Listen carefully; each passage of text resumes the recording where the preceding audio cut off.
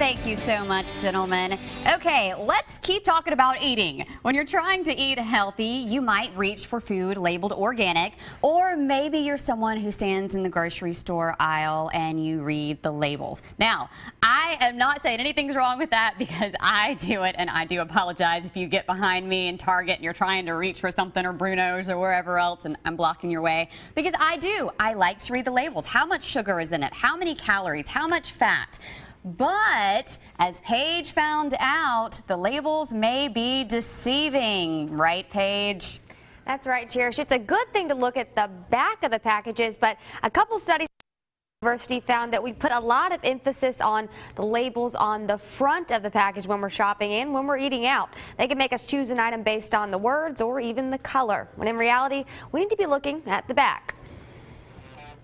Food labels are constantly fighting for your attention. They catch your eye and draw you in. But research from the Cornell University Food and Brand Lab shows labels also send messages to your mind.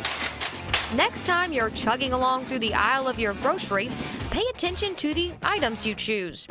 One study by Cornell revealed we often choose items based on the color of the label. The study showed that green food labels may cause consumers to perceive nutrition-poor foods in a healthier light, even if they're higher in calories than, say, food with a red label. This is especially true, according to the research, in consumers who are trying to live a healthier life. What about the word organic? A study out of the Food and Brand Lab says a label bearing this title sends a message to consumers. The product is healthy. It's what they call the health halo effect. But it's not just about the health benefits. Researchers found the word organic signals a perception of taste, lower calories, and people are also willing to pay more.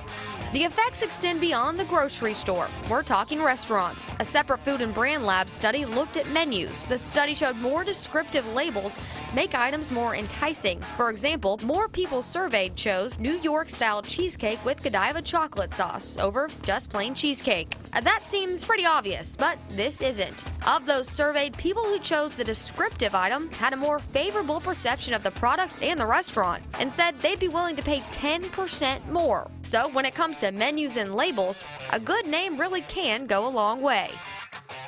So it's okay to read the back of the package. It's okay to hold people up, is what you're telling me. It is. It's a good thing to read the back of the package. And if you've noticed, a lot of candy bars now, they'll do the green labels with the calorie count on the front. And it kind of makes you think in your mind, oh my gosh, did they do something to make these candy bars less fat? They must be. They have the calories. This is like 250 calories. Yeah. When in reality, it's the same calorie count. It's still fattening. You're not really breaking down the calories either. So you're not saying, is this good fat? Is this bad fat? Are these good calories?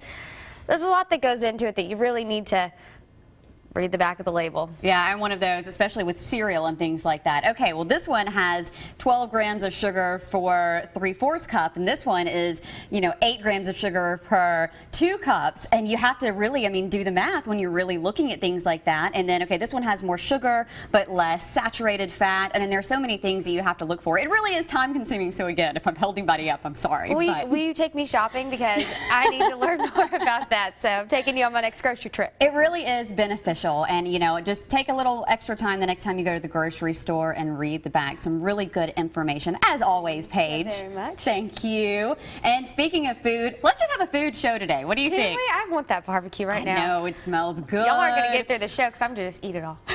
We're going to have some of that soon, I promise, Paige. We're going to talk a little more about food. Now, reading labels, a great way to stay in shape, lose weight possibly. And if you're trying to lose weight, you don't have to give up going to restaurants either. Dr. Snellgrove from Eastern Shore Weight Loss is going to be joining us with tips on how you can eat healthy when you're eating out. Also, Google got in on the April Fool's Day fun. Danny will tell you about the search engine's nosy prank. That's next in Daily Tech.